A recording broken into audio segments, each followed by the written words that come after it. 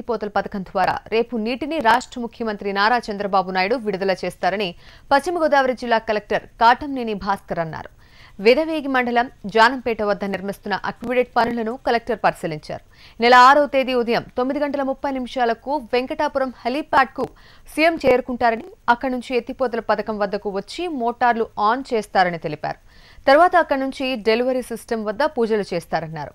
Polavaram project camp కార్యాలయంలో ఉభయ గోదావరి జిల్లాల అధికారులతో కుడి ఎడమ కాలువల నిర్మాణంపై సమీక్షిస్తారని తెలిపారు.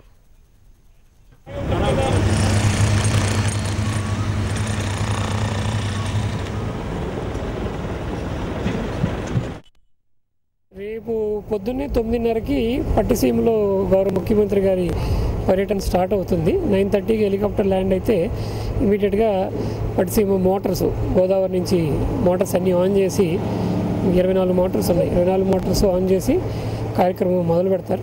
తర్వాత ఆ నీళ్లు ఒక 2 కిలోమీటర్ల తర్వాత వెళ్ళి కాలువలో పడతాయి. ఆ పాయింట్కి వెళ్ళి అక్కడ కూడా చూసి పూజ అది చేసిన తర్వాత పోలవరం డ్యామ్ సైట్కి వెళ్ళి అక్కడ డిపార్ట్మెంట్తో రివ్యూ, పోలవరం వర్క్స్ ఎక్కడ దాకా వచ్చాయి, ల్యాండ్ ఎక్విజిషన్, R&R ఇష్యూస్ ఎలా ఉన్నాయి దాని మీద రివ్యూ ఉంటుంది. రివ్యూ తర్వాత మళ్ళీ విజయవాడ